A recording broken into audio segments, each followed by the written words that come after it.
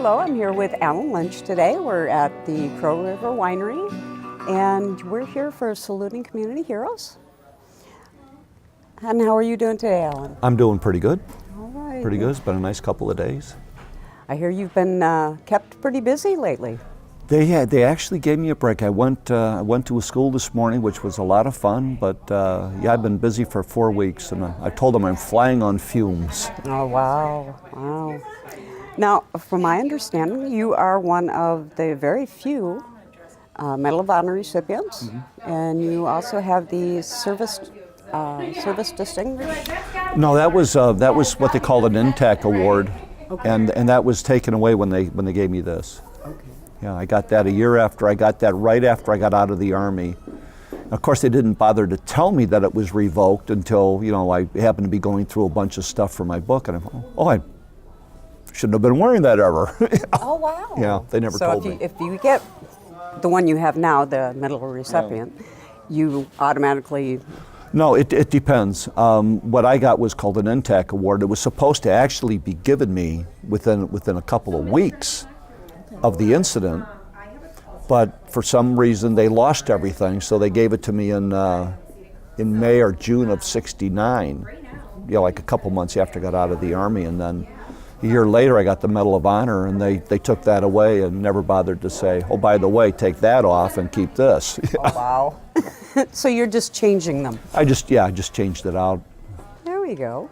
Now you were in the Army, and from 1964, I believe? Right. So what made you go in? I had nowhere else to go. I was like that guy, an officer and a gentleman, with Lou Gossett standing over him. I got nowhere else. That was me. I was a bad student. I made terrible grades. I had no interests. I had nothing I wanted to do, so I was working in a factory, and I just decided I'm going to get drafted anyway. Why not at least maybe choose where I wanted to go? So I went to Marine Corps, and they had no guarantees. It was just basically, you're going to go where we tell you. And I said, thank you. I went to the Army, and they said, well, you could be a personnel specialist. There you go. And I knew how to type pretty good. That helps. So I figured, home free. So then where did you end up? I ended up in infantry, because I'm really smart. Okay. I tested really high, so they say, well, you can go to officer candidate school, infantry officer candidate school. I said, boy, I can finally make mom and dad proud. So I changed my MOS, military occupational specialty, and went infantry.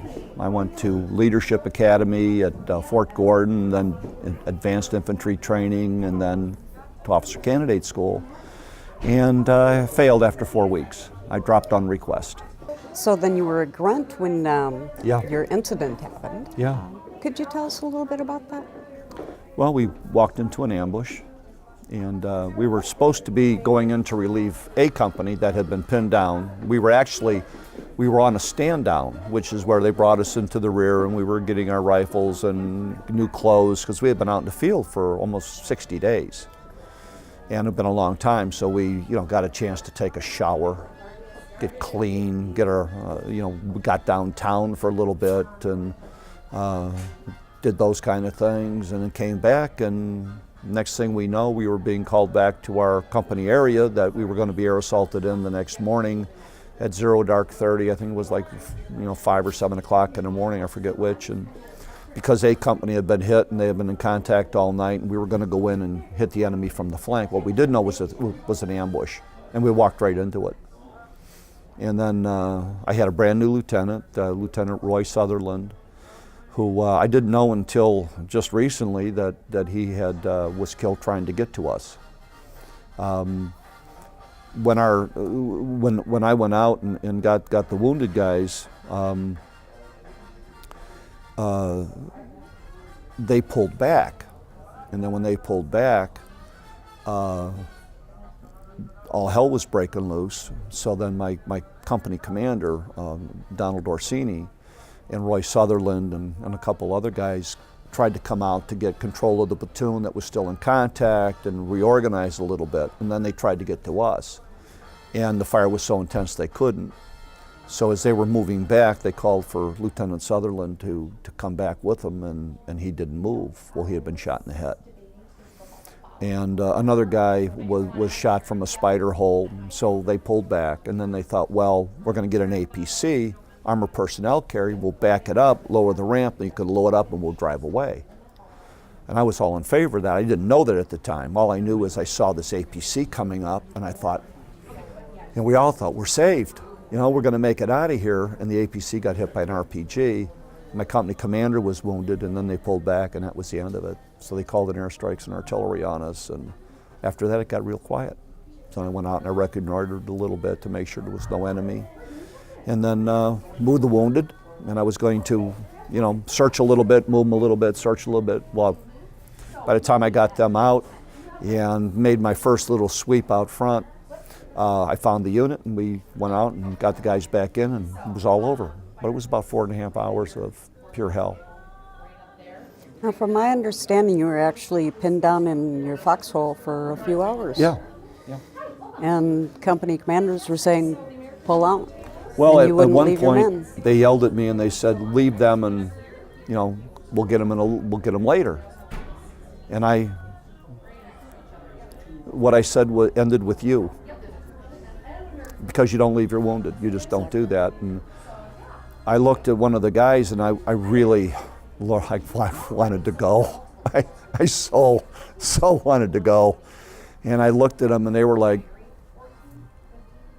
you know, they were, with their mouths, they were saying, go ahead, but I couldn't. I just couldn't. You just don't do that kind of thing. So I stayed. Exactly. And then you inched them out slowly. Yeah. Now, you were talking about who was actually up here and in here with you while you were out in that foxhole. Yeah, well, that was my mom and my dad and my grandma and grandpa and some of my uncles, aunts and uncles. I came from a very tight-knit family, and, you know, they taught me a lot, whether they knew it or not. You know, my mom and my dad were the epitome of sacrifice. My mom stayed home and raised us. It was 1950s. And, you know, back then, a housewife was a thing of honor. You know, it was, I make the house. And of course, we didn't have all the modern appliances we do today where you can do a wash in 5 minutes. You know. Exactly. Back then it was, you had a washer with a tub and a wringer and a tub to rinse and a tub to wash. You know, it was just, so my mom stayed home and my dad worked 2 jobs, sometimes 3. And my mom was one of those that if someone in the family was sick, she cooked for them and cleaned for them and do their laundry and, you know, that kind of thing. And we do that for the neighbors. So I was raised on that kind of sacrificial lifestyle. You would never know it from them because they weren't going out, oh, look how I sacrificed, you know, and all that kind of stuff. It was just what they did. Exactly. And my grandmother and grandfather were very liberal, but they lived that liberal ideal, which few liberals do, if I may speak out of turn.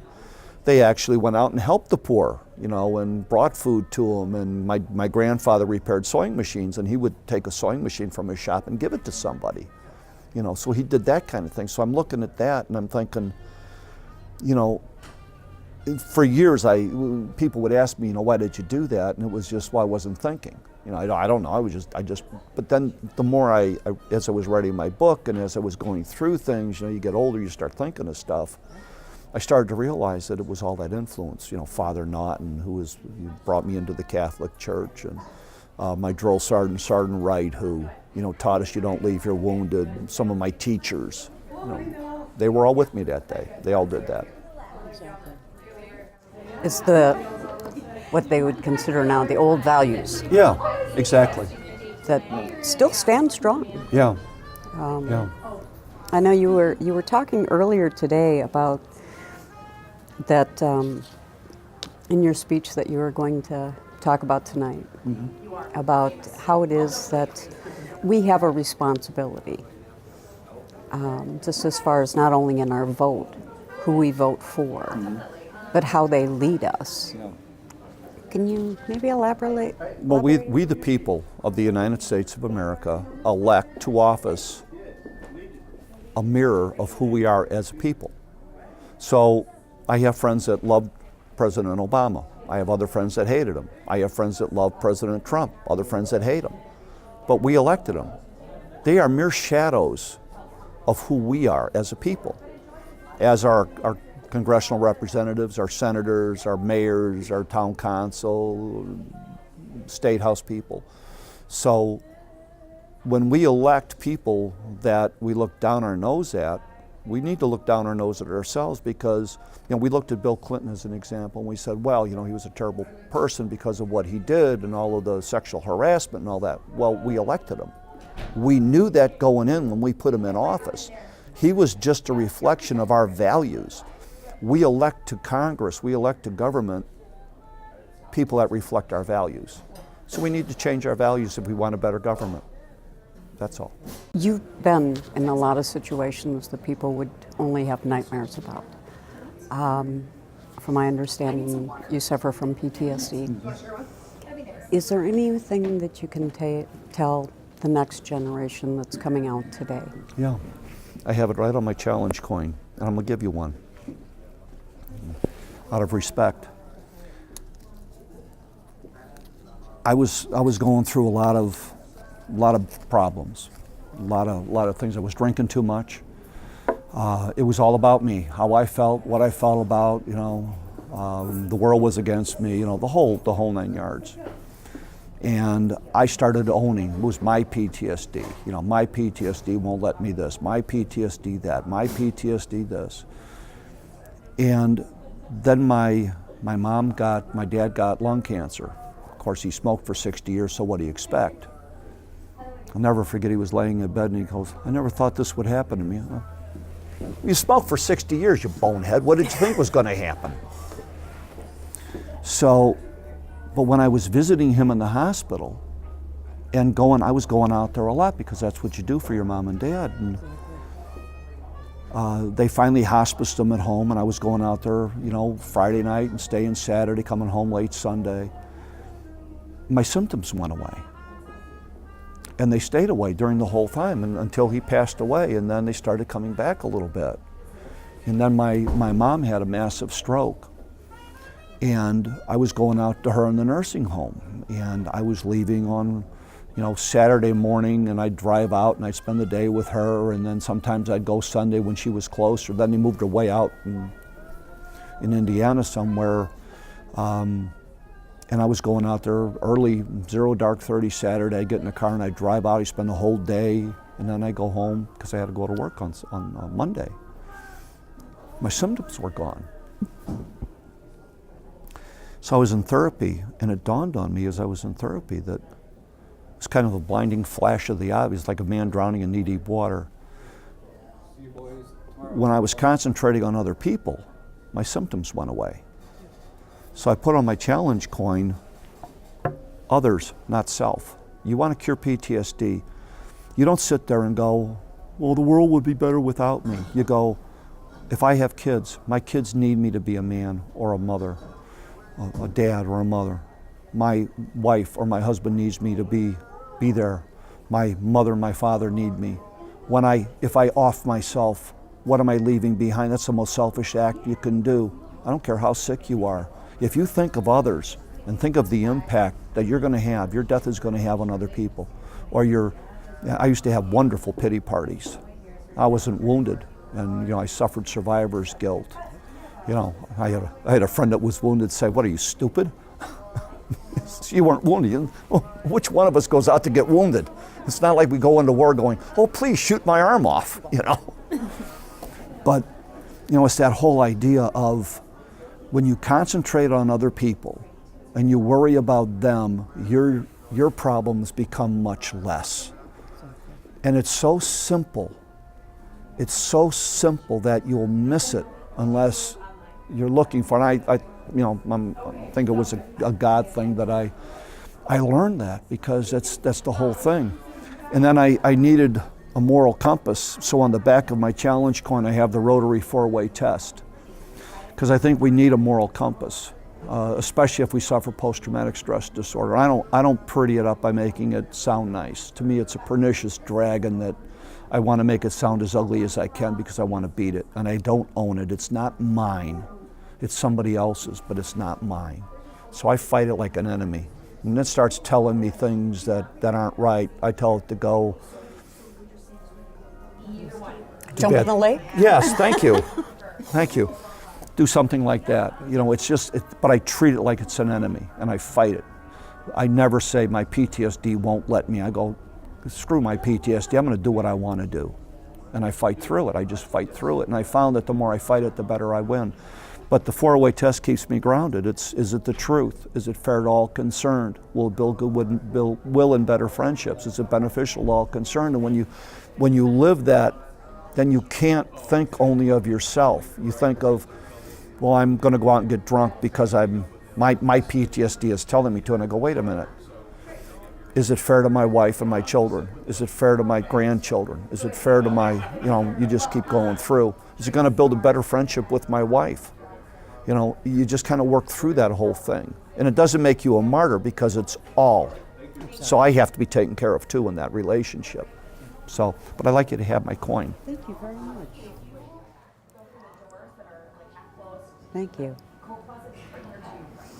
I know that from the way it sounds like, the people that were there with you in the foxhole that day will always be with you. Have been and always will be, yeah. And you just pick up people along the way. Kinda, yeah. Wasn't planned that way though. I retired in 2005 and I was going to cook, I was going to learn how to play golf, and I was going to shoot and fish. That lasted a year, but it was a great year. Well, you still have time. Yeah. Well, she who must be obeyed has put me on a short leash. Okay. Yep, it's always nice to keep the wife happy. Oh yes, happy wife, happy life. Exactly, and her name is Susan. Susan. Okay, well, I really appreciate you taking the time out of your day and away from the Saluting Community Heroes and talking with us. Well, thank you It's so been really much. appreciated.